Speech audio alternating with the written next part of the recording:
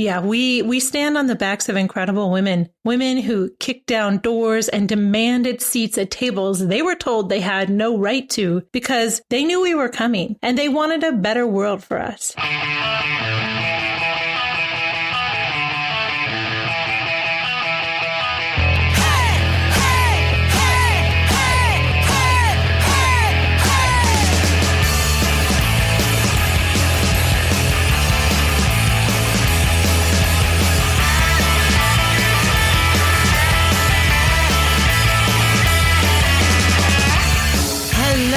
And welcome to this week's episode of Girl X, a weekly conversation with an inspiring woman. I'm Cooper Gillespie, and today's show is going to be a little different. It's going to be less of a conversation and more of a look into one woman's life. It's really hitting me lately just how much we stand on the backs of the generations of women who came before us. And lately, I've been thinking about my grandmothers and just about all the opportunities that I have in my life that they weren't even allowed to dream about.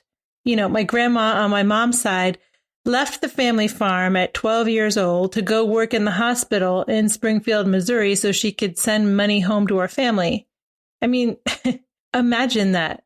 12 years old and moving to a new city to work and send money to your family. It boggles my mind. The grit and the fortitude it must have taken for her to do that. I mean, I couldn't have done that at 12 years old. I'll tell you that much right now. And I really do feel it is a sort of moral imperative to share women's stories, to amplify women's voices, because I just think that that's the big challenge, at least for our time in some ways, is to free women, give women more freedom. And part of that is sharing our stories. So both of my grandmothers have incredible stories, as so many of our elders do. But my grandma Gillespie on my dad's side has been on my mind lately because I felt echoes of her extraordinary rage calling out to me. See, her anger was the type of rage that literally burns holes through time. I mean, it was intense. Even though she's been dead for many years and I hardly spent any time with her as a kid, occasionally her anger washes over me even still. I mean, I hardly spent any time with this woman and I can still feel it. Usually it's just for a moment, but it stops me dead in my tracks and I'm forced to reckon with her rage from beyond the veil. And I just wonder why she was so angry. Her anger was more than a feeling. It was an electromagnetic pulse that could knock the wind out of you. It was and still is, even all these years after her death. I mean, I think she died when I was very young, maybe 10 or something.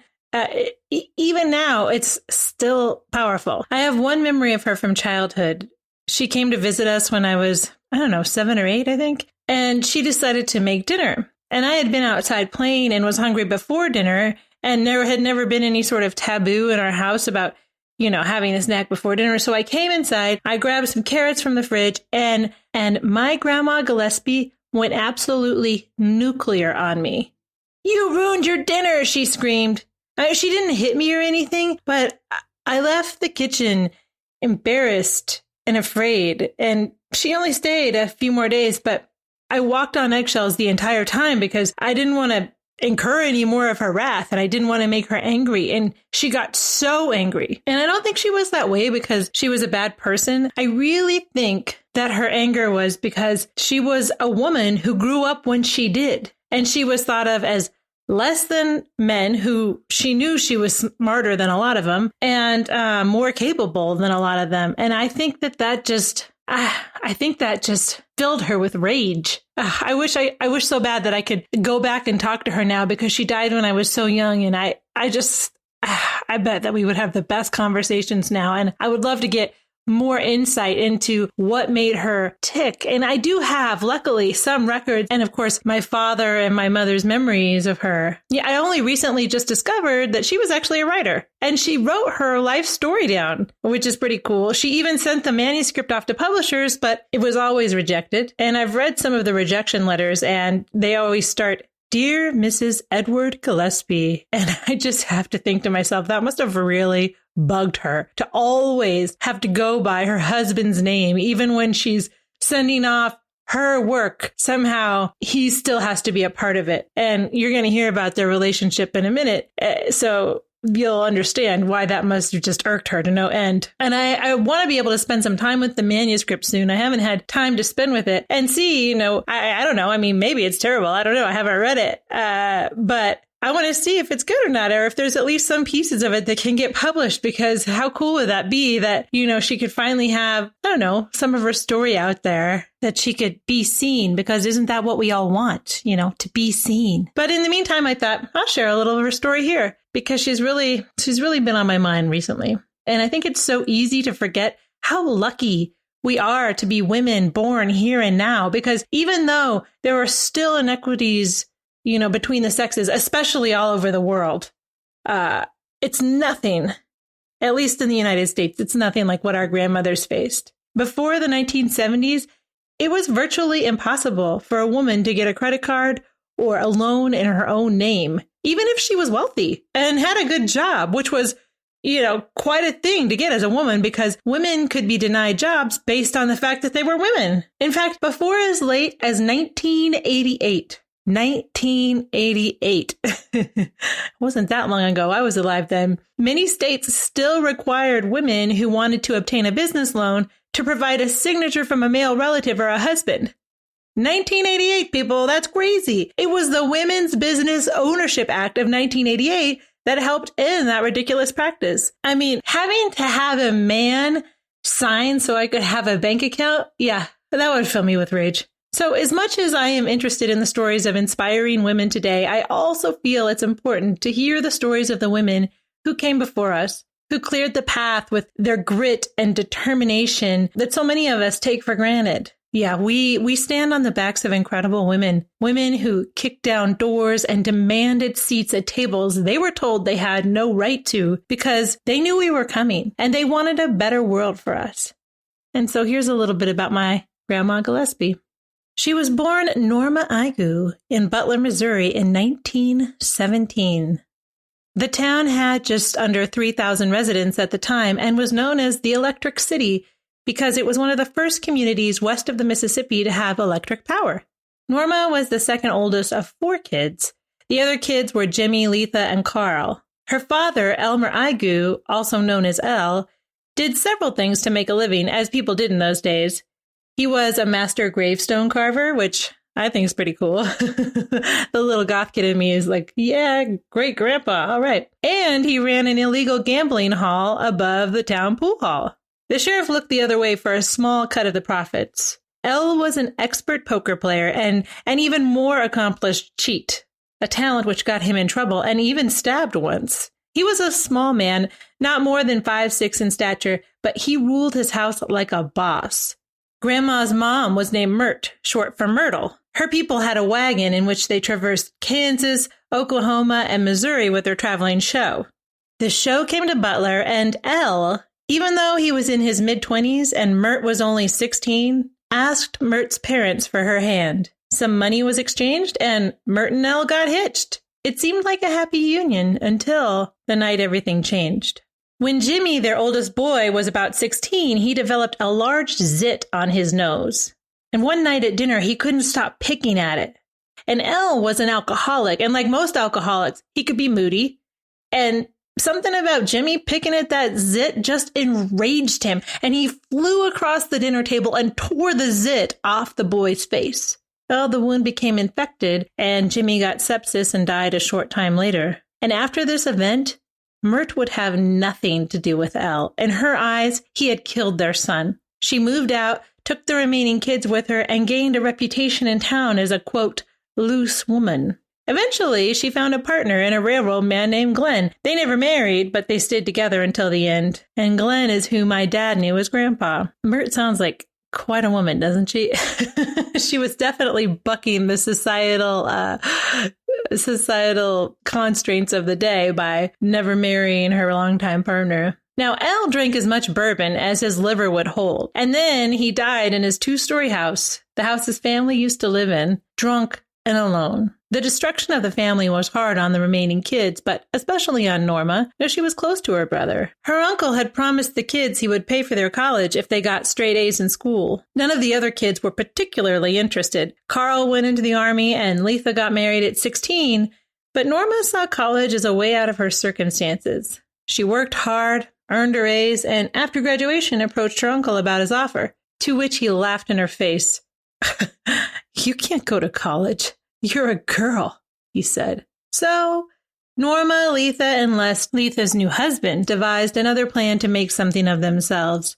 They decided to go to the promised land, to California. They hopped in the family's Model T, drove across the country, and ended up in the Bay Area. Always resourceful, Norma found a job at a soda fountain in no time. She hadn't been at the job long when a dark Portuguese stranger walked in. His name? Edward Gillespie. But she liked to call him Eddie. Their romance was just like in the movies.